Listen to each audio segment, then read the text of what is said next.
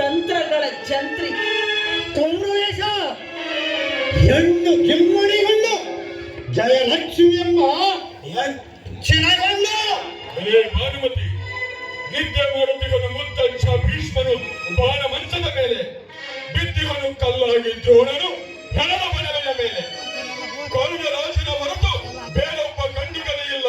ಇನ್ನಿವರೇ ಕೌರವ ಸೈನ್ಯ ನಡೆಸಬಲ್ಲ. ದೇಹದ ವಜ್ರ ಬಂಧನದಲ್ಲಿ ಗುರುಕುಲದ ಪ್ರೀತಿಯ ತಟ್ಟೆಯಲ್ಲಿ ದುರ್ಯೋಧನೆಯ ಪ್ರೇಮಾಮೃತದ ಪಂಕ್ತಿಯಲ್ಲಿ ಯಾವಾಗಲೂ ಹೋಗುತ್ತೆ ಕೌರವೇಶನ ಒಳಗರಿಯ ಕೂಗಿಗೆ. ಚಿಂತಿಸಿದ ರಂಗೇದರೆ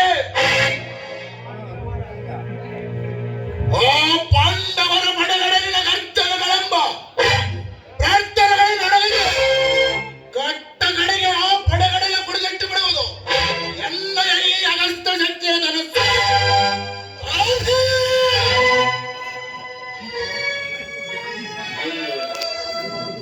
ಇನ್ನೊಂದು ಯಾರು ಹೊರೆಯದವರಿಲ್ಲ.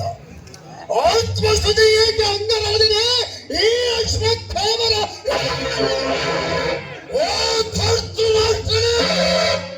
ವಿಜಯೋನ್ಮಾದ ಭಗವಂತ ಪಾಂಡವರ ಎದೆಗೊಪ್ಪಿದ ನನಸೊತ್ತು ನನ್ನ ಧರ್ಸಿಗೆ ಬಂದು ನನ್ನ ತಂದೆಯನ್ನು ಕೊಂದು ಆ ಕೌಂತೆಯರ ನೆತ್ತರವ ನನ್ನ ನಕ್ಕರು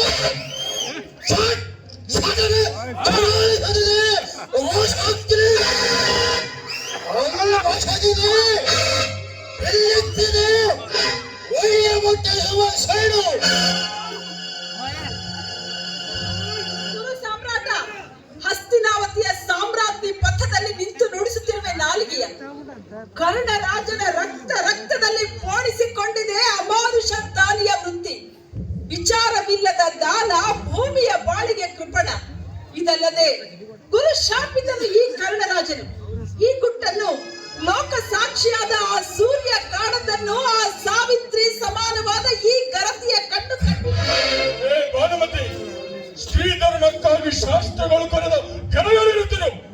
ವೇದೋಪನಿಷತ್ತುಗಳ ವಾಣಿಯ ವಿಪರ್ಯಾಸ ಮಾಡಿ ಸ್ತ್ರೀಯರಿಗಾಗಿ ಗಂಡಸರು ಕಟ್ಟಿದ ಶಾಸ್ತ್ರಗಳ ಕಟ್ಟಳೆಗಳೆಂಬ ಕಬ್ಬಿಣ ಸರಪಳಿಗಳ ಯಮಸಂಗಮದಲ್ಲಿ ಹೆಣ್ತನವು ಕಿರಿದಾಗುತ್ತಿರಲು ಸಂಸಾರ ರಥದ 2 ಚಕ್ರಗಳಲ್ಲೊಂದು ಅಬಲವಾಯಿತು ಸ್ವಾರ್ಥದೊತ್ತಾಯದಲ್ಲಿ. ಗಂಡನ ಬಾಯಿಂದ ಬಂದ ಪ್ರತಿಯೊಂದು ಅಕ್ಷರವನ್ನು ಅನುಸರಿಸಿ ಆಚರಿಸಿ ಗರತಿಯ ಧರ್ಮದ ಗುಟ್ಟು ತಿಳಿಸಿಕೊಟ್ಟಳು ಆ ಸಾವಿತ್ರಿ. ಯಮನ ಸೋಲಿನ ಅಮೃತ ರಂಗವಲ್ಲಿ ಬರೆದಿಟ್ಟು ಆದರೆ ನೀನದನ್ನು ಮರೆತು ಬಿಟ್ಟು ಹೆಂಡತಿಯೇ ಗಂಡನಿಗೆ ಜ್ಞಾನ ಮಾಲೆ ಎಂದು ಸಾರುತ್ತಿದೆ ಕವಿಯ ವಾಣಿ.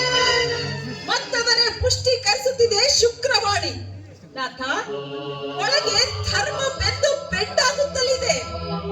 ಹೊರಗೆ ನಿಮ್ಮ ಕರದಿಂದ ಹೊತ್ತಿಸಿದ ಸೇಡಿನ ಕಿಚ್ಚು ಉರಿ ನಾಲಿಗೆ ಚಾಚಿ ಸಮಸ್ತ ಕುರು ರಾಜ್ಯವನ್ನ ಅಪ್ಪಿಕೊಂಡಿದೆ ಬಾಚಿ. ಹಸ್ತಿನಾವತಿಯ ನೆತ್ತಿಯಿಂದ ಹಾರಿ ಬೀಳುವ ರಕ್ತ ಜಲಪಾತ ನರಮಾಂಸ ನಾಥ. ಕುರು ರಾಜ್ಯದೊಳಗಿನ ಮಕ್ಕಳುಗಳ ಚೀತ್ಕಾರ ಹಾಹಾಕಾರ. ನಾಥ, ಇಂಥ ಸಂಕ್ರಾಂತಿಯ ಸಮಯದಲ್ಲಾದರೂ ಸತಿಯ ಸದುಪದೇಶಕ್ಕೆ ಕಿವಿಗೊಡಿ. ಕಾಲ ಕಡಿಯುವುದೇತಕ್ಕೆ ಕೌರವೇಶನ ಇಂದು ಚಾಂಚಲ್ಯಕ್ಕೆ ಚಾಪಲ್ಲ ಚಲಾಯಿಸಿದರು. ಮಾಯ ಗಿಮ್ಮಡಿ ಮಾಯೆ ಬೃಹಸ್ಪತಿ ಬುದ್ಧಿಗೆ ಓ ಪ್ರಬುದ್ಧ ಭಾರತನೇ, ಯುದ್ಧವೇ ಅನಿವಾರ್ಯವಾದರೆ ಕಟ್ಟು ಸೇನಾಪತಿಯ ಪಟ್ಟ ಗುರುಪುತ್ರ ಅಶ್ವತ್ಥಾಮಾರ್ಯನಿಗೆ ರಣಕಾಳಿಯ ಕೆದರ್ ಮುಡಿ ಬೆಳೆದು ಬರೆದು ಬದಲಿಸುವನು ಭಾರತದ ಪುಟಗಳನ್ನು ಈ ದ್ರೋಣಪುತ್ರ.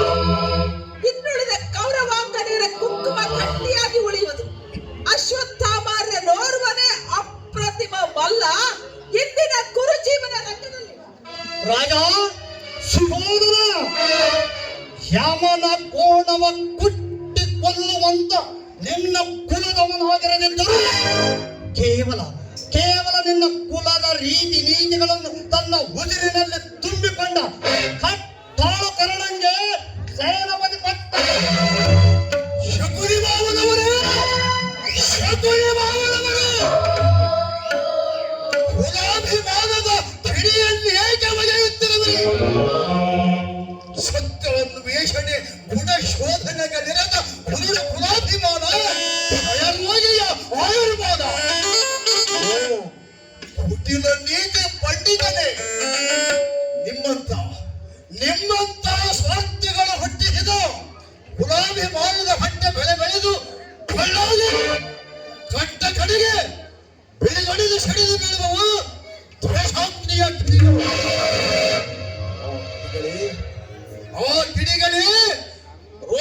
ಜ್ವಾಲೆಗಳಾಗಿ ಹತ್ತುವವು ನಾಡು ತುಂಡಲ್ಲ.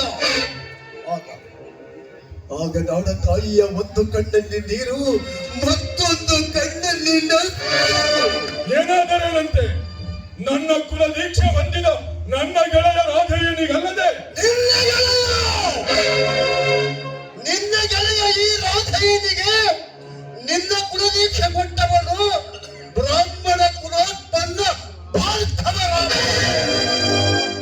ಆದರೆ ರಾಜ ಖುನ ಎಂದು ತಮ್ಮೊಳಗೆ ಬಡಿದಾಡುತ್ತ ಭಾರತೀಯರು ಕಟ್ಟ ಕಡೆಗೆ ಸರ್ವನಾಶಕ್ಕಾಗಿ ತಿರುಗಿಟ್ಟು ಬಿಡುವರು ಭಾರತದ ಬಾಗಿಲನ್ನು.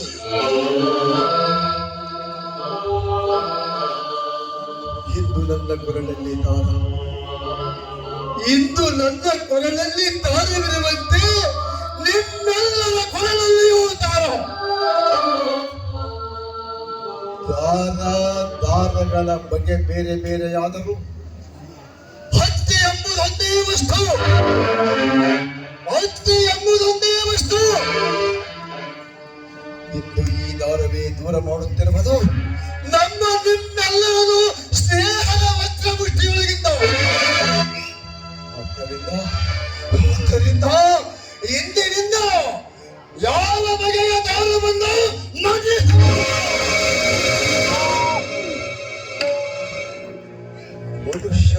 ಎಂಬುದೊಂದೇ ದಾರ. ಈ ಪ್ರಾಣಿ ಮಾನುಷ ಗುಣದವನೆಂಬುದನ್ನು ಎತ್ತಿ ತೋರಿಸಲಿಕ್ಕೆ ಇಂತಹ ಅಭಂಗವಾದ ದಾರವನ್ನು ಧರಿಸುವವರೆಗೂ ಈ ಭಾರತೀಯರು ನರಸತ್ತ ನರಾದವರು ತಾಯಿಯ ಮಾನ ರಕ್ಷಣೆಯಲ್ಲಿ.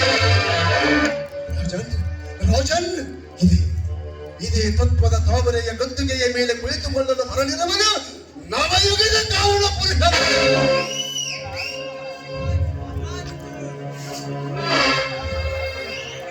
ಸಾಮ್ರಾಟ ಬರಿ ಮಿದುಳ ಮಲ್ಲನ ಕವನಟ್ಟಿ ವಂಕಿಯ ಸ್ವರ ಕುಡಿವಳೆ ಕದನ ಗಾಳಿ ಕರಾಳಿ ಕವಿಯ ಕವಿತೆಗೆ ಕವಿ ಕಲ್ಕಿ ತಾನಾಗಿ ಕಟ್ಟ